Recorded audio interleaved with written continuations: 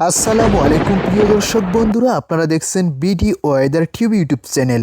আজ আমি আপনাদেরকে জানাবো আগামীকাল 18 জানুয়ারি 2026 রবিবার বাংলাদেশের সার্বিক আবহাওয়ার সর্বশেষ আপডেট, আবহাওয়া অধিদপ্তরের পূর্বাভাস। বন্ধুরা, আগামীকাল সারা দেশে মোটামুটি শুষ্ক থাকতে পারে, আকাশ থাকবে আংশিক মেঘলা থেকে পরিষ্কার, তবে রাতের শেষ ভাগ থেকে সকাল পর্যন্ত দেশের বিভিন্ন এলাকায় হালকা থেকে মাঝারি কুয়াশা পড়ার সম্ভাবনা রয়েছে।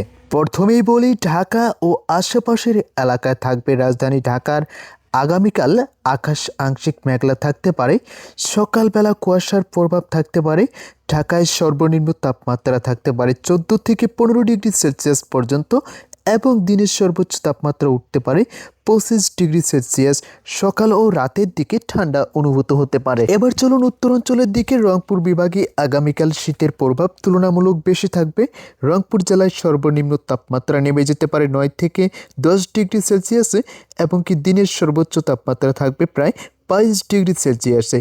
ভোরের দিকে ঘন কুয়াশা পড়তে পারে, তাই যানবাহন চলাচলে সতর্ক থাকার অনুরোধ করা যাচ্ছে। দিনাজপুর জেলার আবহাওয়া আরও কিছুটা শীতল। দিনাজপুরের সর্বনিম্ন তাপমাত্রা থাকতে পারে 8 থেকে 9 ডিগ্রি সেলসিয়াসের মধ্যে আর সর্বোচ্চ তাপমাত্রা প্রায় 21 থেকে 22 ডিগ্রি সেলসিয়াসের মধ্যে।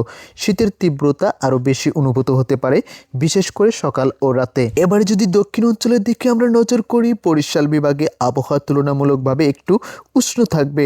বরিশালের সর্বনিম্ন তাপমাত্রা থাকতে পারে 16 থেকে 17 ডিগ্রি সেলসিয়াস এবং দিনের সর্বোচ্চ তাপমাত্রা প্রায় 26 ডিগ্রি সেলসিয়াস পর্যন্ত।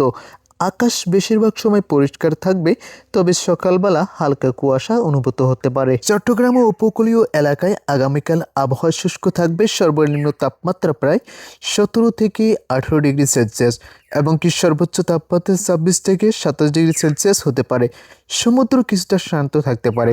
সব মিলিয়ে আগামীকাল 18 জানুয়ারি রবিবার সারা দেশে শুষ্ক আবহাওয়া। সকালবেলা কুয়াশার সম্ভাবনা, উত্তর অঞ্চলের শীত অনুভূত, দক্ষিণ অঞ্চলে তুলনামূলক উষ্ণ আবহাওয়া বিরাজ করবে। বন্ধুরা, এই ছিল আগামীকাল বাংলাদেশের আবহাওয়ার বিস্তারিত আপডেট। আপনি কোন জেলা থেকে দেখছেন ভিডিওটি অবশ্যই কমেন্টস করুন। আপনার জেলায় শৈত্যপ্রবাহ কেমন অবশ্যই কমেন্টস করে জানাবেন।